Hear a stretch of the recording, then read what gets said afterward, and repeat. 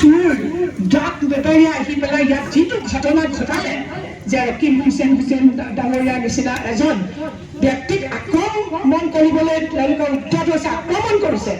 এইটোৰ নেতৃত্বত নিশ্চয় হোম বিভাগ থাকিব। হোম বিভাগৰ দায়িত্বত কোন আছে? হিমন্ত বিশ্ব শৰ্মা ডাঙৰীয়া। নিৰ্লজ্জভাৱে মই কৈছো, মই নিৰ্লজ্জ মানে মোৰ লাজ লাগিছে আজি এইটোৱে কাৰণে যে এজন হোম বিভাগৰ দায়িত্ব থকা মন্ত্ৰীৰ নেতৃত্বত ইয়াত SP হওক, ৰূপহীহাট থানাৰ OC হওক বা প্ৰত্যক্ষভাৱে পুলিচ বিষয়াৰ সহযোগত এই ঘটনা ঘটিছে। গতিকে ধিক্কাৰ দিছো, মই ধিক্কাৰ দিছো। এইটো ঘটনা প্ৰথম নহয়, যোৱা বাৰ ইলেকশ্যনৰ সময়ত একেই তেওঁলোকে কৰিছিলে। আমাৰ প্ৰায় বিধায়কসকলৰ গাড়ী আক্ৰমণ কৰিছিলে, আমাক আক্ৰমণ কৰিছিলে, মোৰ গাড়ী আক্ৰমণ কৰিছিলে, মোক আক্ৰমণ কৰিছিলে, নুৰুল হুদাক কৰিছিলে। আৰু প্ৰতিজন বিধায়ক ইয়াত যোন বহি আছে, আছিফ নজৰৰ পৰা আৰম্ভ কৰি সকলোকে তেওঁলোকে এনেকুৱা ধৰণে আক্ৰমণ কৰিছে।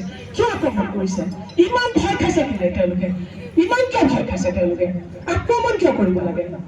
কিয় আক্ৰমণ কৰিব লাগে? আপোনালোকে জানে যোৱা বিধানসভাত আমি 20 তাৰিখেটো যেতিয়া 21 তাৰিখে আমি প্ৰতিবাদ কৰিছিলো, তেতিয়া হিমন্ত বিশ্ব শৰ্মা ডাঙৰীয়াই কৈছিলে যে ৰূপহী আৰু চামগুৰি মোৰ এৰিয়া নহয়, মোৰ এলেকা নহয়। আৰু তেখেত কোন মুখ্যমন্ত্ৰী তেতিয়াহ'লে? ৰূপহী আৰু চামগুৰি বেলেগ নেকি? অসমৰ বাহিৰৰ নেকি?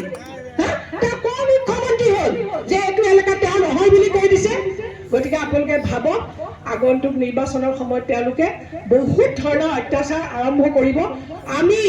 আমি কংগ্ৰেছ কৰ্মীয়ে কেতিয়াও ভয় নাখাওঁ, কেতিয়াও নেখাওঁ। আৰু বাটেন খণ্ডকাৰে কৈছে আমি ব্ৰিটিছকে ভয় নকৰি পেলাই ভাৰত স্বাধীন কৰিছিলো মহাত্মা গান্ধীৰ নেতৃত্বত, হয়নে নহয়? গতিকে আমি আৰু হিমন্ত বিশ্ব বাহিনীক ভয় কৰিম নেকি? কেতিয়াও নকৰো। মই খালি এতিয়া চমুক ক'বলৈ দিছে কাৰণে চমুক কৈছো, এটাই আহ্বান, আগন্তুক নিৰ্বাচন আহি আছে, চামগুৰি ৰূপহীবাসী ৰাইজক কৈছো, ভয় কেতিয়াও নেখাব।